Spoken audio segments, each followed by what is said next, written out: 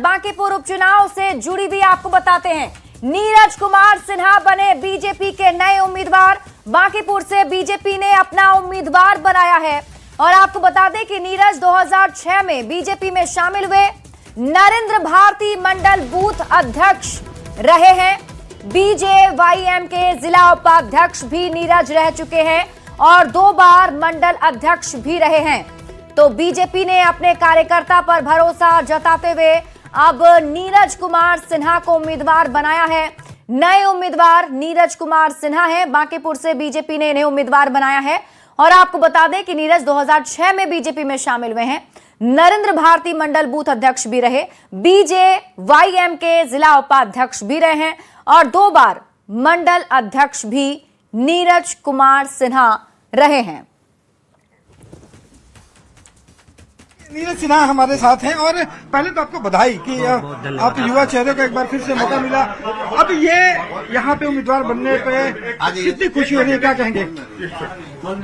खुशी तो है शीर्ष नेतृत्व जो राष्ट्रीय अध्यक्ष हमारे नितिन नवीन जी, माननीय नरेंद्र मोदी जी और अमित शाह जी का जो आशीर्वाद मिला है और उसको लेकर के मैं बहुत बहुत आभार प्रकट करता हूँ हमारे प्रदेश जी के। आपको उम्मीद थी कि यहाँ पे? ये मैं कल्पना भी नहीं कर सकता था कि नामांकन कब कर रहे हैं? नामांकन नीरज जी कब कर रहे हैं? वो हमारे पार्टी बताएंगे। पार्टी से अभी तो अचानक मैं तो अपने बूथ पर पर्ची बांट रहा था, अचानक फ़ोन आया कि आपका नाम चल रहा है। तो लेकिन हम उतना नहीं, लेकिन यहाँ से फ़ोन आया तो हम बुलाहट हुआ तो मैं आया। तो मैं ऐसा देख रहा हूँ कि मुझे एक बूथ लेवल का कार्यकर्ता को भारतीय जनता पार्टी इस जगह पर पहुंचाई है। मैं तो कल्पना भी नहीं कर रहा था कि मैं यहाँ तक अभी पहुँच पाऊँगा, जो मेरा उम्र है अभी।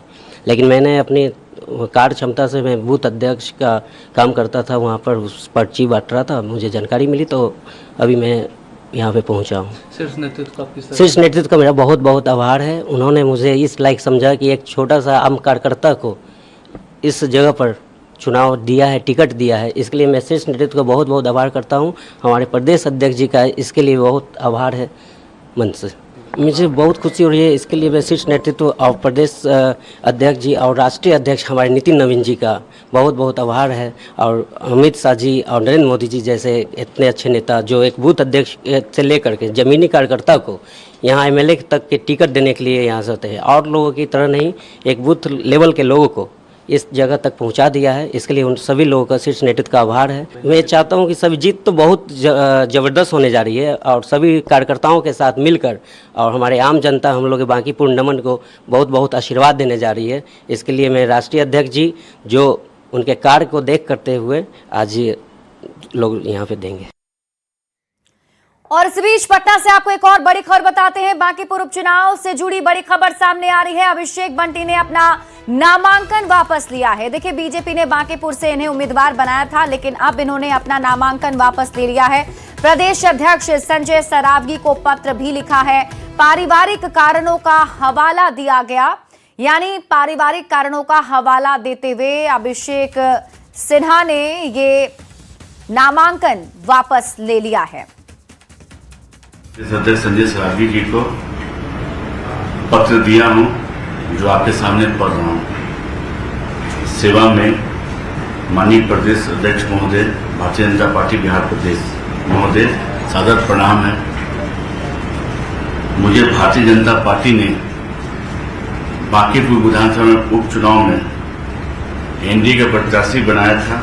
उसके लिए केंद्रीय नेतृत्व, प्रदेश नेतृत्व का मैं आभार व्यक्त करता हूं। विनम्रता के साथ आपको आगाह करना चाहता हूं कि मैं पारिवारिक कारण से विधानसभा उपचुनाव लड़ने में असमर्थ हूं। मैं कार्यकर्ता के नाते निष्ठापूर्वक सेवा देते रहूंगा। बीजेपी में बड़ा बदलाव देखने को मिल रहा है और बांकीपुर विधानसभा में होने वाले उपचुनाव में चौंकाने वाली जो है वो खबर निकल करके आ रही है, क्योंकि बांकीपुर विधानसभा का जो उपचुनाव है इसमें बीजेपी के जो उम्मीदवार हैं अभिषेक बंटी, उन्होंने अपना जो नामांकन है वो वापस कर लिया, उन्होंने विड्रॉ कर लिया है और बीजेपी कार्यालय में आकर के उन्होंने बड़ा बयान देते हुए कहा है कि यहाँ पे पारिवारिक कारणों से वो अपना जो उम्मीदवारी है वो वापस लेते हैं। पार्टी में जो है वो बने रहेंगे और पार्टी का काम जो है वो करते रहेंगे। यहाँ पे जैसे ही इसकी घोषणा हुई है बीजेपी कार्यालय में खलबली मच गई है। बहुत लोगों को ये पता भी नहीं था कि यहाँ पे अगर अभिषेक बंटी आए हैं तो यहाँ पे वो नामांकन वापस लेंगे। आपको बता दें कि अभिषेक बंटी का जो यहाँ पे उम्मीदवारी की घोषणा थी वो बीजेपी के द्वारा की गई थी। और सबसे खास बात है कि यहाँ पे बीजेपी के जो राष्ट्रीय अध्यक्ष हैं नितिन नवीन, उनका ये क्षेत्र है और माना गया कि पूरे बीजेपी की तरफ से ये युवा चेहरे को यहाँ पे चुना गया। और यहाँ पे आज जो है अभिषेक बंटी अपने नामांकन वापस ले लिया है। हालांकि इसका कोई कारण जो है वो नहीं बताया। उन्होंने कहा कि इसका कारण सिर्फ और सिर्फ जो है वो पारिवारिक है। लेकिन सबसे बड़ा सवाल वही है कि बीजेपी ने यहाँ पे अभिषेक बंटी को उम्मीदवार बनाया। चारों तरफ जो तमाम लोगों की मौजूदगी में मुख्यमंत्री वगैरह सब लोग वहाँ पे जनसभा में हुए, बड़ा जलसा हुआ। लेकिन अचानक से अभिषेक बंटी के इस्तीफे ने, नामांकन की वापसी ने लोगों को चौंका दिया है। कैमरा पर्सन अजय दुबे के साथ रवि एस नारायण, न्यूज 18 पटना। तो वहीं अभिषेक सिन्हा के नामांकन वापस लेने और बीजेपी के नए उम्मीदवार की घोषणा के साथ ही अब बिहार में सियासत गर्मा गई है, जहां बीजेपी पर विपक्ष हमलावर नजर आ रहा है। जनता पार्टी के राष्ट्रीय नेतृत्व ने जो पॉकेट से राष्ट्रीय अध्यक्ष बनाने का काम किया था, तो राष्ट्रीय अध्यक्ष ने भी पॉकेट से अपने चुनाव क्षेत्र में उम्मीदवार देने का काम किया। ये जो भारतीय जनता पार्टी पॉकेट की राजनीति कर रही है, उसके कारण अपने ही मकर जाल में फंस गई और अंततः अभिषेक कुमार बंटी को उम्मीदवारी वापस लेना पड़ा। नामांकन के ठीक एक दिन बाद बांकीपुर से भाजपा उम्मीदवार ने नाम वापसी की घोषणा कर दी और बहाना कितना बचकाना है, पारिवारिक कारणों से चुनाव नहीं लड़ूंगा। अरे पूरा परिवार बल्लियों उछल रहा था। एक मामूली साधारण कार्यकर्ता को टिकट मिलने की इतनी खुशियां थी कि पूरा परिवार ढोल नगाड़े पीट रहा था। कम से कम बहाने की स्क्रिप्ट तो अच्छी लिखवाते भाई। और सच्चाई यह है कि पार्टी की गुटबाजी सतह पर आ गई है। अमित शाह जी की परमिशन के बिना राष्ट्रीय अध्यक्ष जी को भ्रम हो गया था कि वो टिकट दे सकते हैं।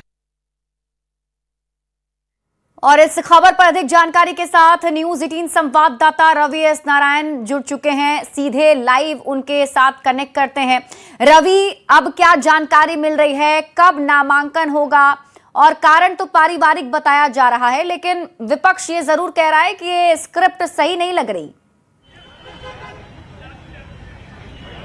देखिए, निश्चित रूप से जिस तरीके से अचानक उम्मीदवार का जो बदलने का जो फैसला हुआ है, नामांकन वापसी हुई है, नए उम्मीदवार की घोषणा हुई है, विपक्ष को एक मौका जरूर मिला है और विपक्ष इस मौके को अपने तरीके से जो है वो चुनाव के दौरान, पूरे चुनाव के दौरान जरूर बन जाएगी। लेकिन बीजेपी जो है अब यहाँ से अपने रणनीतियों पर काम करना शुरू किया है। उनका कहना है कि नया उम्मीदवार जो दिया है वो उसी तरह का एक युवा चेहरा दिया है और खास करके एक मंडल कार्यकर्ता को जो है, मंडल स्तर के कार्यकर्ता को ही चेहरा दिया है, जिस तरीके से अभिषेक बंटी को दिया था। तो ये कहने के लिए कार्यकर्ताओं के बीच में कि यहाँ पे जो है जिस तरीके से बीजेपी जानी जाती है अपने कार्यकर्ता को जगह देने के लिए, वैसे फिर से उन्होंने साबित किया है। देखिए, यहाँ पे बीजेपी से जुड़े हुए तमाम नेता जो हैं वो हमारे साथ हैं। मनोज जी, ये जो नया उम्मीदवार है, उस नए उम्मीदवार के क्या कहेंगे?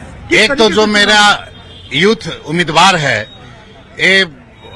इसके फादर भी, आपको मैं बता दूं, कोई एक दशक से भाजपा के साथ नहीं है। इनके फादर के नाम पर ही जिस मंडल का वो अभी मंडल अध्यक्ष है, वो उनके फादर के नाम पर ही नरेंद्र भारती मंडल है, जिसके वो मंडल अध्यक्ष हैं, उन्हीं के वो पुत्र हैं। और बहुत जुझारू और युवा कार्यकर्ता है हमारे पार्टी का, उसी पर पार्टी ने भरोसा जताया। लेकिन अब जब मैदान में जाएंगे तो विपक्ष ये भी सवाल पूछेंगे कि एक अपने उम्मीदवार को वापस लिया है, नए उम्मीदवार दिया है। नहीं, वो तो मेरा जो उम्मीदवार था अपने पारिवारिक कारणों से उसने बोला कि मैं चुनाव नहीं लड़ूंगा। और मेरा जो नया युवा साथी है वो बहुत ही कर्मठ, और मैं बता तो रहा हूं कि उसके फादर जिनके नाम पर उस मंडल का नामकरण है, नरेंद्र भारती मंडल, उनके उस पुत्र हैं। नामांकन कब हो रहा है?